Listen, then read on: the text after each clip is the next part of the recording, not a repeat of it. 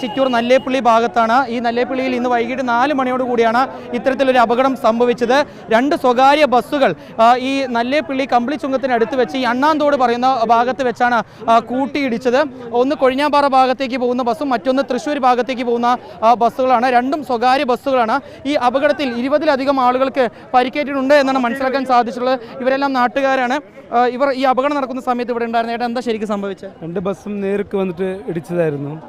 Bus ഇടിച്ച സമയത്ത് അവരുടെ വണ്ടിയിലെ ഡ്രൈവറുടെ സീറ്റിൻ്റെ ഭാഗത്തുള്ള ആൾക്കാർ പുറത്ത് ചാടി. ബാക്കിലത്തെ ഡ്രൈവർക്ക് നല്ല പരുക്കുണ്ട്. വണ്ടിയിലെ വേഗതയിലായിരുന്നു ബസ്സുകൾ.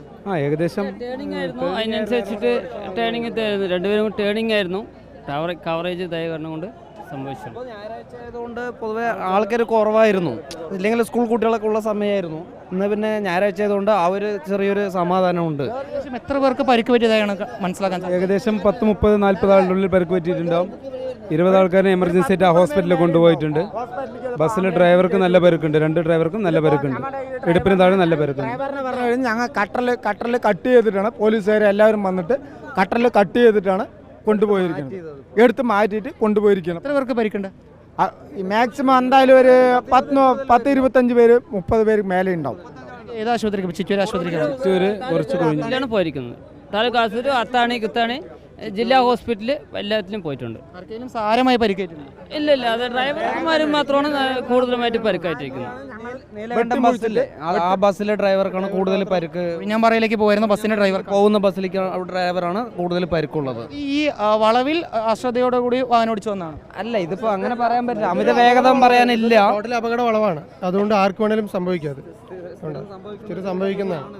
ഇവിടെ ഇടയ്ക്കിടയ്ക്ക് ആവുന്നതാണ്. ഇവിടെ സുജിയ, ഈ അണ്ണാന്തോട് ഭാഗത്ത് എന്ന് പറയുന്നത് ഇത് ഒരു വളവാണ്, വലിയ രീതിയിലുള്ളൊരു വളവാണ്. ഈ വളവിൽ നിന്ന് ഈ തൃശ്ശൂർ ഭാഗത്തേക്ക് പോവുകയായിരുന്ന ബസ് കയറി വരുമ്പോൾ എതിർ ദിശയിൽ വന്നു ബസ് ഇത് കാണാൻ കഴിയാത്ത രീതിയിലാണ് വന്നതെന്നാണ് യാത്രക്കാരിലും അതുപോലെ തന്നെ നാട്ടുകാരും പറയുന്നത്.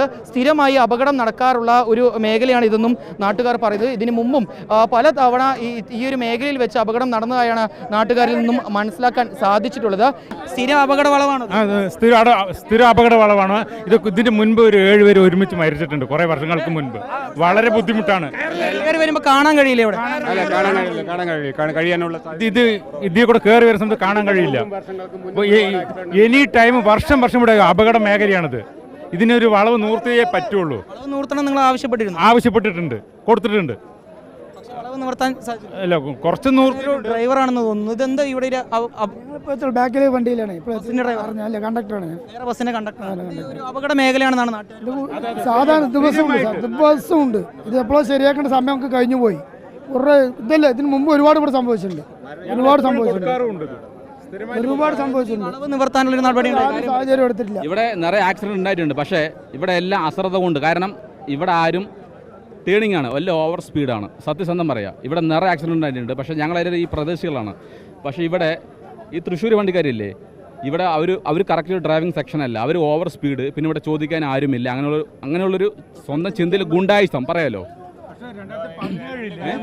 പാലം വികസിപ്പിച്ചിട്ടുണ്ട്, 2017 വികസിപ്പിച്ചിട്ടുണ്ട്. പക്ഷെ അത് പോരാ. ഒരു 8 വർഷം മുൻപ് വികസിപ്പിച്ചത് ശരിയാണ്, പക്ഷെ ഇനിയും വികസിപ്പിക്കണം. ഇത് വലിയ നല്ല ഒരു ഹൈവേ. 1 മിനിറ്റിൽ 60 വണ്ടികൾ പാസ് ചെയ്യുന്ന റോഡാണ്. 60 വണ്ടികൾ പാസ് ചെയ്യും. ഈ ടേണിംഗ് ഒന്ന് മാറ്റി തരിക, അത്രേ ഉള്ളൂ.